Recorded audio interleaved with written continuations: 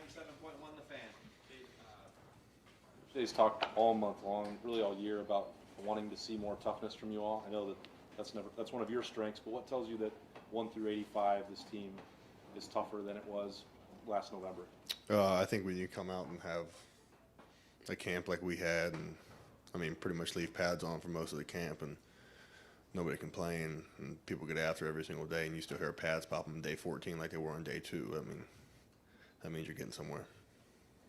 Works for me. Third row right, Rob Aller, Columbus Dispatch. You guys tune out the noise. Everyone, half the country's picking you number one. What do you do when you hear that as a team? Is that kind of part of the responsibility of someone in your position? Yeah, I mean, I think the main thing for this generation, I mean, you put your phone down. I mean, if you don't read what everybody says, you don't hear what anybody says, you don't know. So, and a lot of times that comes through all the social media platforms. So, I mean, they can put us, I mean, dead last in the country. We really don't care, to be honest with you.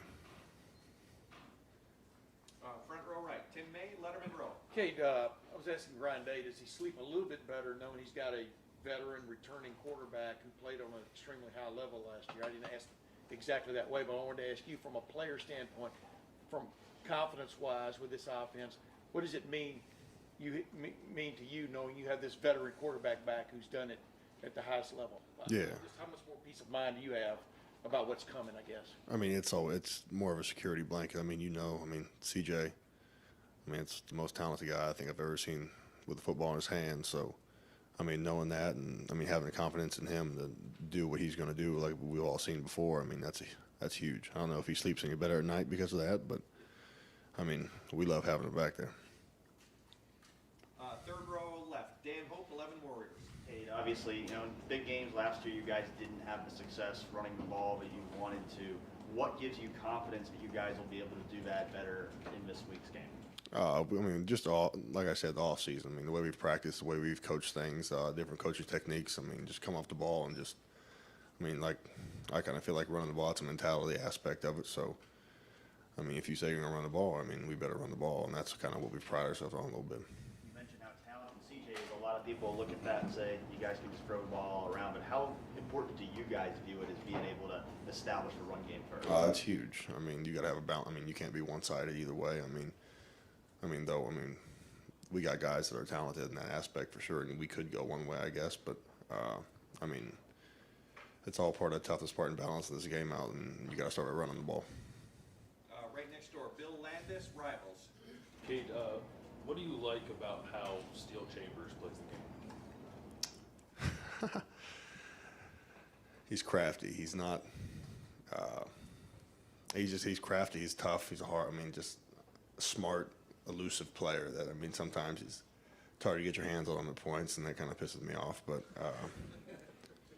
no, I mean, he's just a good, smart ball player, and I mean, he's got a knack for the ball. I mean, so he's 9 times out of 10 you're going to find him on the ball. How much better is he at linebacker now that he's had a kind of a full year doing it? No, he's much better. I mean, just as anybody. I mean, you get better with time, and I mean, he's had a full year under his belt now. So I mean, he's a pretty good ball player. Front row middle, Bill Rabinowitz, Columbus Dispatch. You line up next to Paris quite a bit, I'm assuming. What are your impressions of him? How good a player is he, and can he be? Oh, he's super athletic, great player, good mind, and good attitude with it too. I mean, when it comes down to me, I like lining up across and beside guys that are like minds and like attitudes. I mean, if you're gonna get after it, you're gonna get after it, and he's one of those guys. Doug, did I get you? Okay, good. Steve, you okay? Okay, last question's over here. Brendan Gulick, deep left. Buckeyes Now on Sports Illustrated. Okay, hey, you mentioned that you guys put your phone down. How easy is that, or how difficult is that? Because in today's day and age, man, there's a lot of people that just want to use social platforms to build their brand. Is that an easy thing for you guys to do during the season? At first, no, it's not. I think because a lot of times, I mean, that's just kind of how we grew up, I guess. But I mean, it's going to be there. It's going to be there on Monday. I mean, it's not going anywhere. You know what I mean? This game, this is a temporary thing we got going on here. So we're trying to grab one of this with both hands and not miss a beat, hopefully. I want to ask you about the tradition of these two programs. you can make an argument that there are no two programs in the country that have more tradition and history than Ohio State and Notre Dame. Do you have memories as a kid of watching those two programs, and what does it mean for you to play a game with two teams that have such history? Yeah, I mean as a kid growing up, these are blue bloods, you know what I mean? Coming back, you watch.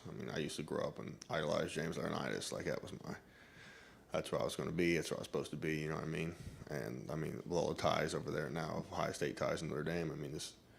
There's a lot of stuff riding on this.